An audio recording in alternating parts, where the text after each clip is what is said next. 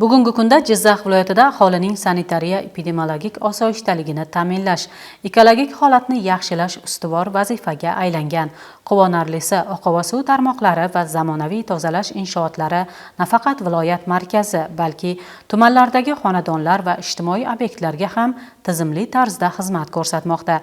Bugungi kuzatuvlar davomida yaratilayotgan imkoniyatlardan hamma ham to'g'ri foydalanyaptimi degan savol tug'iladi. Mavzuni muxbirimiz davom ettiradi. Afsuski, ayrim tadbirkorlik subyektlari tomonidan oqova suv tarmoqlariga me'yordan ortiq kimyoviy va ifloslantiruvchi moddalarning oqizilishi tizimga jiddiy zarar yetkazmoqda. Bu nafaqat ekologiyaga, balki katta mablag'lar evaziga qurilgan tozalash inshootlaridagi texnik qurilmalarning muddatidan avval ishdan chiqishiga ham sabab bo'lishi mumkin. Shu kabi holatlarning oldini olish maqsadida Jizzax viloyati qurilish va uy-joy kommunal xo'jaligi sohasida hududiy nazorat qilish inspeksiyasi tomonidan Zomin tumanida navbatdagi o'rganish tadbiri o'tkazildi. Nazorat jarayoni yagona davlat nazorati axborot tizimi orqali biznes ombudsmanni xabardor etgan holda qonuniy tartibda tashkil etildi.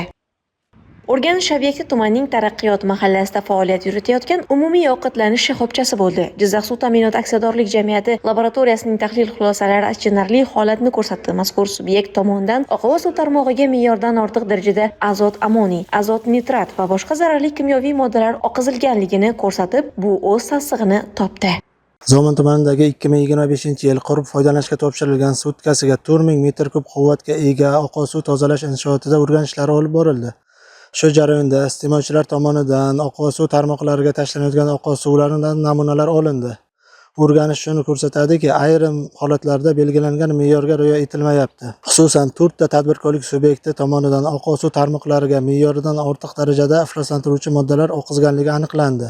Mazkur holat yuzasidan tashkilotning mas'ul xodimiga nisbatan O'zbekiston Respublikasi Ma'muriy javobgarlik to'g'risidagi kodeksning 163-prim 1-moddasi bilan ma'muriy bayonnoma rasmiylashtirildi va 4 120 000 so'm miqdorida jarima jazosi qo'llanildi. Unutmang, texnik qurilmalarni asrash va atrof muhit musaffoligini ta'minlash, tabiat ne'matlariga zarar yetkazmaslik barchamizning fuqarolik vazifamizdir. Bu kabi nazorat tadbirlari viloyatimiz bo'ylab davom etadi.